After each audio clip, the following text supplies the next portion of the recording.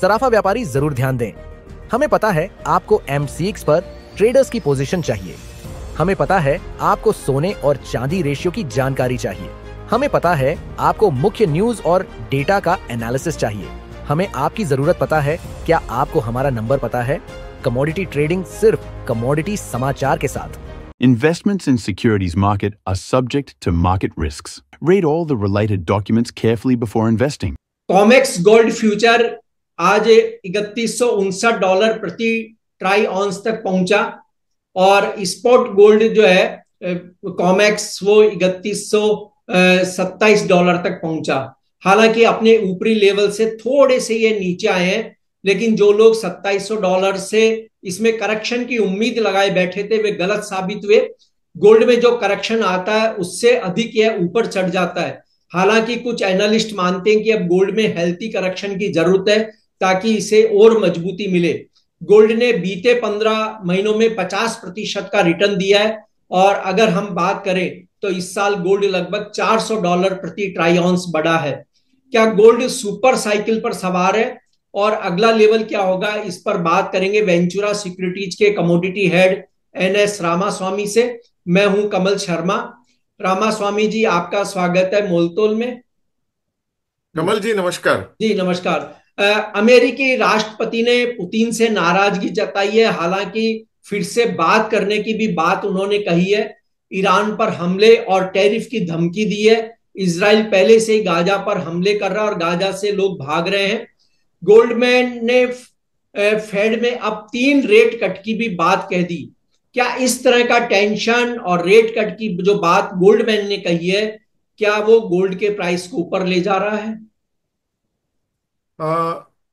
कमल जी, पहली बात तो ये जो आपने सुपर साइकिल की बात की गोल्ड की, मैं समझ रहा हूं कि टेक्निकली एक कहावत कहते हैं कि sticking to the trend until it bends, इस तरह का एक कहावत है। यानी कि trend is your friend until the end when it is bending. यानी कि हम जैसा चार्ट हम देख रहे हैं बढ़ती जा रही है, ये सुपर साइकिल का है या एवरी टाइम ये हायर लेवल जब जाती है करेक्शन की एक्सपेक्टेशंस होती है तो ये फर्दर रैली चलेगी या नहीं, आपने जो पूछा ये हमें किसी को बताने के लिए इट्स बहुत बहुत डिफिकल्ट होगा कि किस तरह का वो कहाँ तक जाके रुकेगा। हमें सिर्फ एक जानना है टेक्निकली, जब ट्रेंड चल रही है वो ट्रेंड का पीछे तक जाना है, उसके साथ में ही राइड करना है।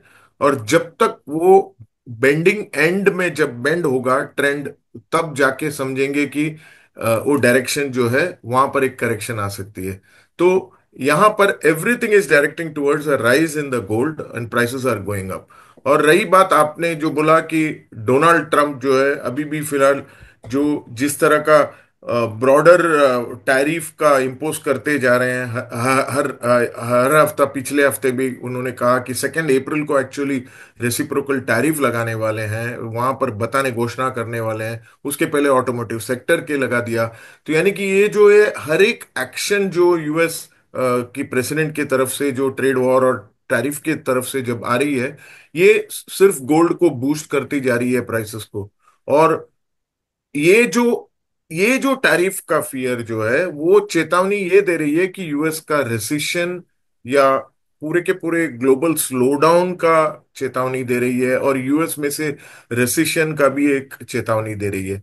तो मैं समझ रहा हूं कि ट्रंप का जो सीरियस डिसीशंस अगर 2 अप्रैल के बाद आएगी और उसके बाद इम्प्लीमेंटेशन का यदि वो लोग डिले करेंगे और वहां तब तब तक हर नेशन जो है वहां से कहीं नेगोशिएशन करके कुछ टैरिफ में अदली बदली होगी तो बहुत ही अच्छा होगा।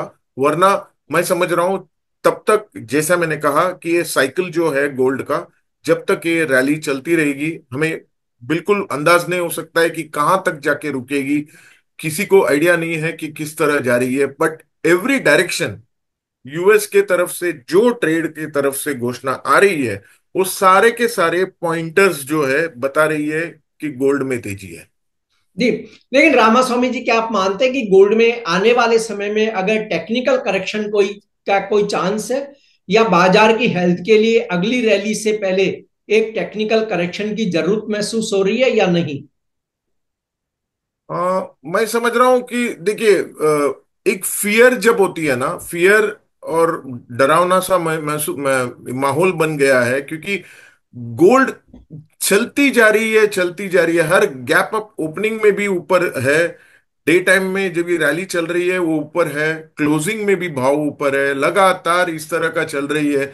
तो मैं समझ रहा हूं कि एक्सट्रीम वॉलेटिलिटी के तरफ एक एक एक खुलासा हो जाता है। वॉलेटिलिटी जब हो जाती है, वो एक फियर आ जाती है कि राइसिंग गोल्ड में, यानी कि एक स्मॉल ट्रिगर, यानी कि छोटा सा ट्रिगर भी अगर सोना में इंडिकेट करने के लिए एक जो बोलते हैं फैक्टर निकल जी जाएगी, तो उसमें हाई परिणाम, उसका इम्पैक्ट जो है भाव में अच्छा परिणाम हो सकता है। यानी कि टेक्निकल करेक्शन होना अच्छा होता था, क्योंकि रैली को अच्छी तरह से ले जा सकेंगे।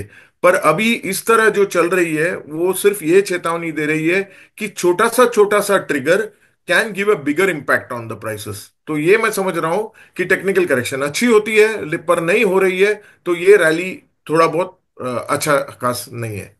जी। अगर हम देखें तो देखिए, इंटरनेशनल ब्रोकिंग फर्मों ने पहले $3100 का टारगेट दिया, फिर $3300 का यानी टारगेट दिया। लेकिन जैसे आज $3150 पे जिस तरह ट्रेड हो रहा है कॉमेक्स में, उससे तो ऐसा लगता है कि ये $3300 का भी टारगेट हम कहीं अप्रैल में ही अचीव ना कर ले, तो जो साल भर का टारगेट दिया जा रहा है वो तो शायद महीना 2 महीने में ही अचीव हो रहा है। तो फिर कुछ और बड़े टारगेट आएंगे इसके सामने।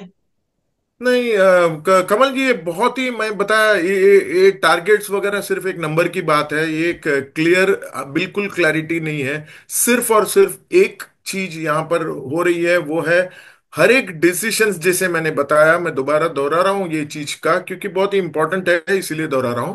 क्योंकि वो जो जिस तरह का टैरिफ और ये जो ट्रिगर्स आ रही है ना, ये कंप्लीटली चेतावनी रिसेशन का तरफ जा रही है। रिसेशन की तरफ जाने से आपको डॉलर इंडेक्स का इंपैक्ट होती है, यूएसडी का इनफैक्ट करेंसी का इंपैक्ट हो रही है, वहां कर वीकनिंग का एक चेतावनी दे रही है, ट्रेजरी यील्ड के तरफ लोअरिंग का हो रही है, और ग्रोथ डाउनसाइड और इन्फ्लेशन अपसाइड को छोड़ के ट्रेजरी यील्ड दौड़ रही है। स्टैगफ्लेशन जो माना गया है एक टर्मिनोलॉजी रेसिशन के साथ जो जुड़ा हुआ है, वो है, वो तीन नेगेटिव्स के साथ बनती है। यानी कि इकोनॉमिक ग्रोथ जब स्लो हो जाएगी, अनएम्प्लॉयमेंट जो बेकार रोजगारी जो है, अनएम्प्लॉयमेंट हायर लेवल पे जब जाएगी, और इन्फ्लेशन महंगाई दर्ज भी ऊपर जाएगी, ये स्टैग्फ्लेशन का सिग्नल है।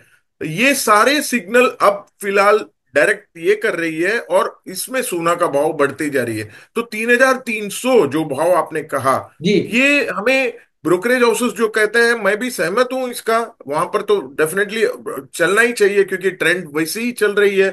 पर कहां तक जाके ये अप्रैल 2 के बाद का घोषणा करेंगे, फेडरल रिजर्व वहां से इन्फ्लेशन का किस तरह कंट्रोल करेंगे, क्योंकि महंगाई दर्ज ऑलरेडी 2025 में यूएस का महंगाई दर्ज 3.5% का एक अनुमान किया जाता है, और उनका जो टारगेटेड नंबर है वो 2% तक आना है। तो तब ब्याज दर क्या और कम कर पाएंगे?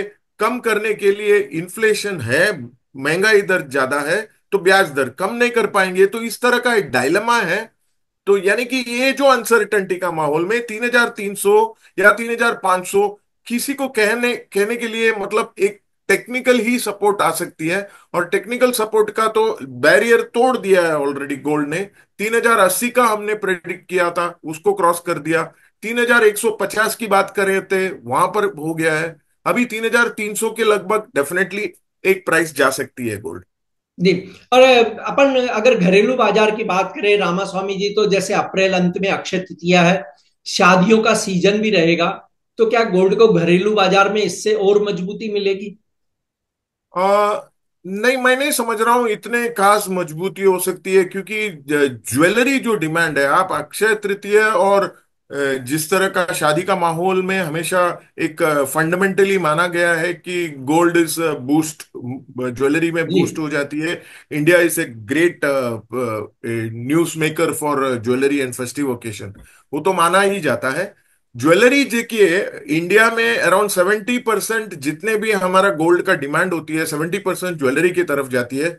इन्वेस्टमेंट डिमांड सिर्फ एक 30% जाती है। और ये रही बात वर्ल्ड गोल्ड काउंसिल का, जो 2025 में माना जाता है कि ओवरऑल डिमांड लगभग 700-800 टन के भी रेंज में होनी चाहिए, ये संभवता है। क्योंकि 2024 में 803 टन की रही, और उसके पहले जो साल में रही है और 765 टन की रही 2023 में। यानी कि लगभग 24 में 5% की डिमांड फैक्टर बढ़ी थी, और 25 के लिए बहुत ही डिमांड फैक्टर थोड़ा बहुत कम प्रेडिक्ट किया गया है। और इसका मुख्य कारण यही है कि देखिए, हर एक हाउस होल्ड जो है ज्वेलरी पर्पस के लिए, वो लोग एक टाइट सा बजट में काम करते हैं। जिस तरह का फंड्स होती है या ज्वेलरी परचेस करते हैं, या मान लीजिए आप अक्षय तृतीया एक माहौल सा जी है या शादी के माहौल वगैरह है, बट वो बजट में, टाइट बजट में जब वो काम करते हैं तो शायद क्वांटिटी जो है गोल्ड का कंजम्पशन थोड़ा कम हो सकती है।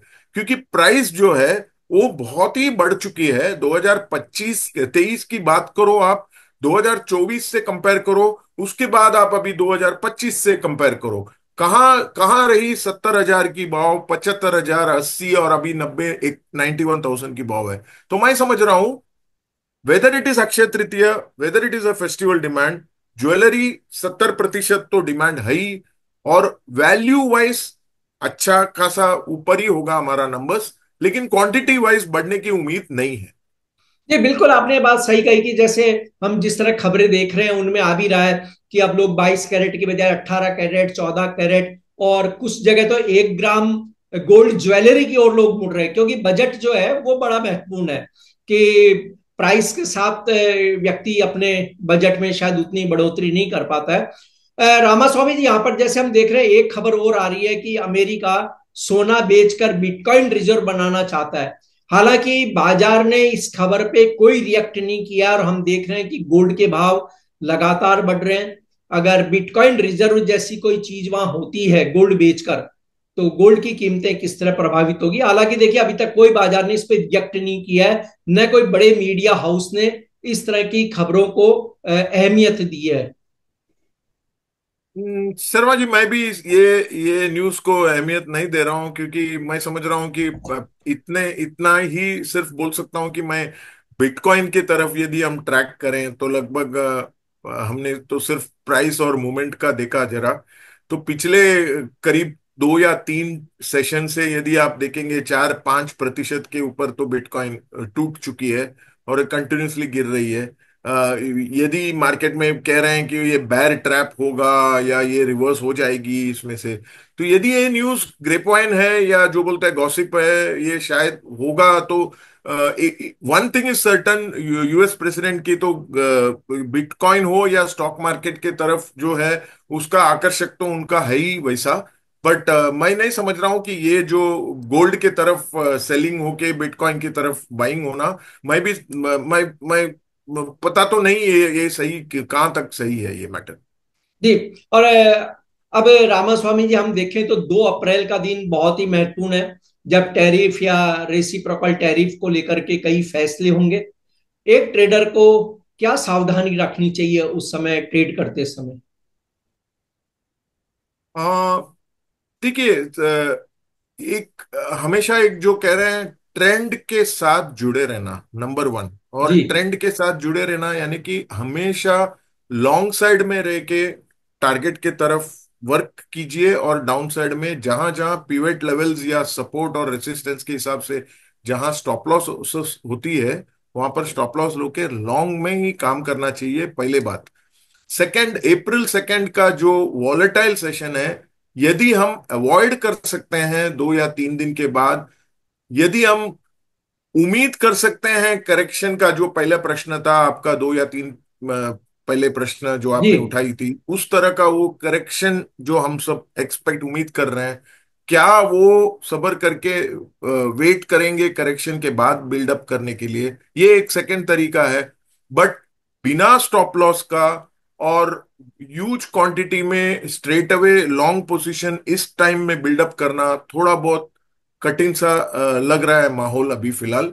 क्योंकि डायरेक्शनलेस नहीं है गोल्ड, डायरेक्शन तो एक ही तरफ डायरेक्शन है। But what is not clear is uncertainty, यानी कि किस तरह का रुख एक एक फंडामेंटल फैक्टर इंपैक्ट करेगी। हर एक फंडामेंटल फैक्टर कमल जी गोल्ड का फेवरेबल फैक्टर है। मुझे कहीं भी एक भी फंडामेंटल फैक्टर दिखाई नहीं दे रहे हैं जहां करेक्शन होना चाहिए। रही बात रेसिशन की, बात करिए, महंगाई दर की बात कीजिए, आगे चल के किस तरह का इंटरेस्ट रेट कट करनी होगी उनको, ये सारे के सारे फैक्टर्स सपोर्ट कर रही है गोल्ड को। तो मैं समझ रहा हूं शॉर्ट पोजीशंस लेके करना थोड़ा बहुत रिस्की हो सकती है, बट इक्वली एक और बात बहुत इंपॉर्टेंट हो जाती है। यदि मान लीजिए करेक्शन एकाध छोटा सा फेवरेबल अनफेवरेबल फैक्टर से यदि मार्केट में लग जाएगी, उसका पड़ाव, उसका जो इम्पैक्ट जो है बहुत ही बड़ा हो सकता है गोल्ड में। क्योंकि मार्केट में वेट कर रही है जियो पॉलिटिकल कंसर्न का, ये कहीं क्लैरिटी मिल जाएगी क्या, टैरिफ का कनेक्शंस के साथ कहीं वो नेगोशिएशंस हो जाएगी क्या, ये दो ही फैक्टर हमें दिखाई दे रहा है। और ये दो फैक्टर अगर कहीं भी घोषणा और न्यूज, ब्रेकिंग न्यूज में आ जाएगी, तब जाके एक बड़ा करेक्शन हो सकता है। और वो करेक्शन एक या दो धमाके से भी हो सकता है, और that fall can be a bigger fall. तो one has to be very careful and be alert with a stop loss, and आज की तारीख में ट्रेंड के हिसाब से लॉन्ग पोजीशन बिल्डअप करनी चाहिए। तो कुल मिला के जो हमने गोल्ड पे अभी चर्चा करी उसके अनुसार आप गोल्ड के लिए मतलब डॉलर और रुपया संदर्भ में आप क्या अनुमान जताएंगे कि प्राइस रेंज क्या रह सकती है आने वाले दिनों में? आप यूएसडी आईएनआर की पूछ रहे हो ना जी कमल जी, जी? दोनों की कॉमेक्स के हाँ लिए हाँ भी हाँ, और तो एमसीएक्स के लिए डॉलर भी। का डॉलर एक लगभग 101 102 को तोड़ने से, एक डॉलर इंडेक्स की बात कर रहा हूं पहला, जी 102 के आसपास तोड़ने से अभी ऑलरेडी वीक है। 104 को तो तोड़ के करीब 103.50, 103 साढ़े तीन का प्राइस चल रही है डॉलर इंडेक्स। तो एक अनुमान डॉलर इंडेक्स हमारे हमारे लिए इंडिकेट कर रही है 102 का ट्रिगर एक बार तोड़ने की उम्मीद हो सकती है इस क्वार्टर पे, आने वाली क्वार्टर पे। एंड वीकनेस की तरफ ही दिख रही है, नॉट ऑन द अपसाइड। और रही बात यूएसडी आईएनआर की तरफ, यदि हम देखें तो आईएनआर के लिए एक अच्छा एप्रिसिएशन का स्कोप बहुत ही ज्यादा दिखाई दे रहा है। करीब 84 84.25 से लेके 85.50 या 85 तक का रेंज में ही मैक्सिमम रहेगी। हमें नहीं लग रहा है कि 85 का 86 हो जाएगा यूएसडी आईएनआर का। तो मुझे लग रहा है एक एप्रिसिएशन का मोड पर है हमारे करेंसी, आईएनआर की करेंसी का। जी। तो इस अनुसार अब हम गोल्ड के प्राइस को डॉलर टर्म में और रुपया टर्म में क्या माने कि लगभग एक ट्रेडर क्या लेवल्स को ध्यान में रखे? आ, अगर डॉलर टर्म्स में यदि हम देखें, अभी 3150 गोल्ड का भाव जो है, 3150 का भाव चल रहा है। तो मैं समझ रहा हूं कि 3080 जो हमारे लिए पिछले टाइम में एक रेसिस्टेंस था, जी वो अब आपको स्टॉप लॉस बन रही है, बहुत ही अच्छी तरह से स्टॉप लॉस बन रही है। तो 3080 का एक स्टॉप लॉस रखते हुए आज का 3150 के प्राइस में गोल्ड में आप तेजी कर सकते हैं। लगभग 3300 तक का एक जो आप पहले टारगेट जो all broking houses are talking about, वहां तक जा सकती है। और ये जो स्ट्रिक्ट स्टॉप लॉस है 3080 का, एक अच्छा खासा स्ट्रिक्ट स्टॉप लॉस रख के आप काम कर सकते हैं। शायद एक या दो ट्रेडिंग सेशन में ही पता चल जाएगा कि किस तरह का अप्रैल 2 का जो घोषणा आ रही है और इनका किस तरह का रुख ले रहे हैं। तो मैं समझ रहा हूं कि एक शॉर्ट टर्म में या तो पोजीशंस नहीं बिल्ड करना है 2 अप्रैल तक, या यदि हम लेंगे तो स्ट्रिक्ट स्टॉप लॉस से 3080 का पोजीशन बिल्डअप कर सकते हैं स्टॉप जी। लॉस रख के। रामास्वामी जी, चांदी के प्राइस में अब और कितनी स्ट्रेंथ दिखती है, जबकि हम देख रहे हैं कि गोल्ड जैसा रिटर्न अभी तक नहीं दे पाई और मौजूदा लेवल पे कंसोलिडेशन हो रही है। कमल जी, चांदी बहुत ही इंटरेस्टिंग इंटरेस्टिंग मैटर हो चुका है। अभी मैं समझ रहा हूं कि there are two two angle, दो एंगल से हमें देखना है उसको। पहली बात है, यदि हम सोना एक रेसिशन और स्टैगफ्लेशन का माहौल को एक ड्राइवर बनती है सोना के लिए, ओके, तो मैन्युफैक्चरिंग एक्टिविटी का कॉन्ट्रैक्शन होने की संभावना है। ओके, यदि हम स्लो डाउन इकोनॉमी का कह रहे हैं, मतलब manufacturing and other activity slow down हो सकती है, तो ये जो फैक्टर बनती है नेगेटिव फॉर चांदी, सिल्वर के लिए। और यदि ये बहुत ही बड़ा इम्पैक्टफुल नहीं होगा, तो यदि एक छोटा सा शॉर्ट टर्म करेक्शन का, या जो रेंज बाउंड में जो चल रही है चांदी, उस रेंज बाउंड को ब्रेकआउट का राह देखना है, तो मीडियम टू लॉन्ग टर्म का टेक्निकल लेवल से ही देखना पड़ेगा। क्योंकि हमें लग रहा है कि चांदी जो है, रैपिड इंडस्ट्रियलाइजेशन जो बोलते हैं, या आगे जाके जिस तरह का इंडस्ट्रियल डिमांड पिकअप होने वाली है, वो बहुत ही अच्छा चेतावनी दे रही है 2025 और 26 के लिए। मैं समझ रहा हूं 36 का जो डॉलर कॉमेक्स में आउंस का जो चांदी का भाव है, ये लगभग अप्रैल 2011 में एक ऑल टाइम हाई बना था, और वो है $49.51। जी तो मैं समझ रहा हूं यहां से लेके कम से कम 13 या 14 डॉलर यदि बढ़ बढ़ जाएगी, उसका लगभग भाव में परिणाम जो है वो 30-35 हजार चांदी 1 किलो का पीछे राइज हो सकती है, बढ़ सकती है। यदि ये एक्सपेक्टेशन है, और ये पक्का, कम से कम मैं समझ रहा हूं मीडियम टू लॉन्ग टर्म का एंगल से मैं कह रहा हूं, यानी कि मान लीजिए 6 महीना से लेके 8-9 महीना तक का दरमियान, यदि हम $36 पर आउंस का 45 के आसपास लगभग चलेगी, तो यहां से जो चांदी 1 लाख 1 लाख 5 हजार से लगभग एक 1.25 लाख तक भी जा सकती है। तो मैं समझ रहा हूं सिल्वर लॉन्ग टर्म एक एंगल अलग है, शॉर्ट टर्म का एंगल से यदि हम देखें, ये इकोनॉमिक स्लोडाउन के एंगल से एक करेक्शन सा आ सकती है। और यदि होगी करेक्शन, बहुत ही छोटा सा करेक्शन है, लगभग 95,000 96,000 का भाव आ सकती है, और डॉलर टर्म्स में 34.5 तक आ सकती है। जी, आपका कोई disclaimer Ramaswamy ji? Kamal ji, we do not have any commodity positions derivatives में, और हम प्रोप्राइटरी कुछ ट्रेड नहीं कर रहे हैं। हम पूरे के पूरे ये just knowledge on the commodity research angle we are sharing. जी, आपका धन्यवाद, शुक्रिया रामास्वामी जी।